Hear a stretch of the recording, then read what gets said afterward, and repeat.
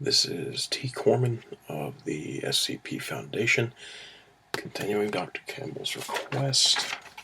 Let's see.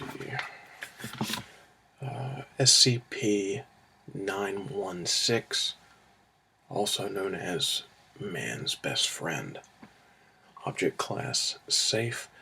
Special Containment Procedures. SCP-916 is to be kept in a locked, soundproof kennel of appropriate size for a dog of its breed. It is to be fed a species-appropriate meal twice per day, and its kennel is to be cleaned regularly. Personnel should attempt to provide stimulation to SCP-916 through the provision of a companion dog in its containment area and/or regular exercise in a larger containment area. While this is not mandatory, insufficient stimulation has previously resulted in physical illness for SCP-916. Personnel in contact with SCP-916 are advised to wear noise-canceling devices to avoid unnecessary contact with SCP-916-1. Should SCP-916 unexpectedly enter its active state, it may be safely transported to and locked in its kennel. Test subjects should be checked for any potential implements of self-harm before testing, and guard personnel are to maintain at least one non-lethal means of subduing test subjects. Description: SCP-916 is an adult male golden retriever. It is identical to any other dog of its breed, other than its exceptional longevity. It seems to be there's a footnote. SCP-916 was recovered by the Foundation on August 26, 1977. Holy hell, no joke. Researchers and test subjects report its demeanor to be exceptionally friendly. Anomalous effects occur between 15 minutes and 1 hour after initial contact with a human subject. SCP-916 will begin this active phase by becoming docile and attempting to lie down next to the subject. After several seconds of immobility, SCP-916 will begin to completely suppress any pain felt by individuals in contact with it. Subjects report this effect to decrease with distance and to cease at 12 meters from the object. Within 3 minutes of beginning its active phase, one or more instances of SCP-916-1 will appear.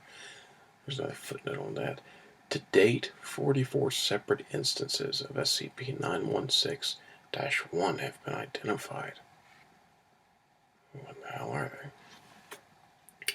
SCP-916-1 manifest as localized human voices, which originate approximately 2 meters away from the subject. These voices may be recorded and interacted with by the subject, but will generally not appear if multiple personnel are present. Universally, SCP-916-1 claim to be individuals who have been helped to die by SCP-916. These voices are able to provide names and detailed information which corroborate the claim, of which 91% have been confirmed. There's another footnote here. Assuming that these events did occur in the presence of SCP-916, the object would be at least, of course it's blotted out, years old. Seems like it's a hell of a lot older than 1977. SCP-916-1 has been shown to use a wide variety of tactics to attempt to persuade the subject to commit suicide in the presence of SCP-916. Generally, these attempts can be broken down into 4 phases. Oh, and here we've got an extra bit with some phases. Phase 1. SCP-916-1 makes verbal contact with the subject, generally using soft, gentle tones.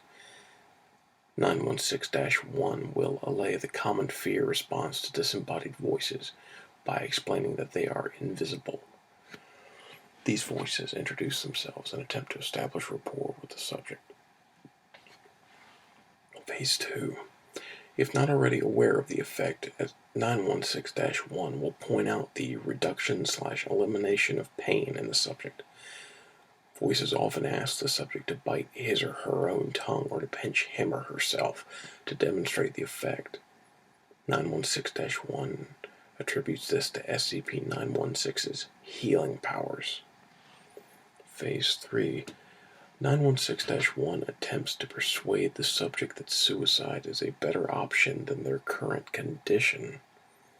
This often includes vivid descriptions of a heaven-like afterlife, assurance that the subject need not worry about conditions in the physical world, and encouragement to do so immediately in SCP-916's presence to avoid pain during the short trip home. Phase 4. 916-1 suggests viable options for suicide, depending on the subject's circumstance. Researchers are commonly advised to thrust a writing instrument into their own eye sockets. D-class subjects are told to make a false escape attempt so as to be shot by security. Records indicate that severing the tongue and bleeding out was once regularly suggested. However, during an early test, this was attempted by the subject and medical personnel were able to save the victim. This method has not been suggested by any instance of SCP-916-1 since. Any phase may be interrupted by sufficiently disturbing SCP-961 itself, or simply leaving the room, returning it to an inactive state. Let's see, note. Due to incident, of course blotted out, -3C, there's a footnote here. Incident -3C resulted in the deaths of numerous personnel.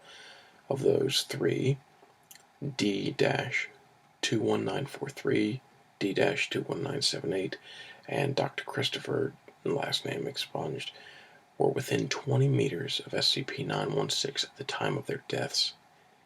These personnel have been identified as SCP-916-1-42-43 and -44 respectively. SCP-916 was not directly involved. Well, due to that incident, instances of SCP-916 now have in-depth knowledge of Foundation procedures and personnel. Oh, shit. Since that event, SCP-916-1-42, 43, and 44 have consequently informed all Class D test subjects of Foundation termination schedules in an attempt to persuade the D-Class subject to end it now, painlessly. Due to the efficiency of this technique, testing on Class D subjects is currently suspended. So I guess some of our secrets couldn't be kept forever. Holy hell.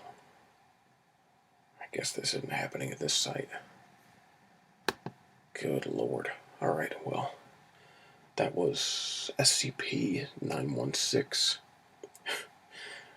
man's best friend.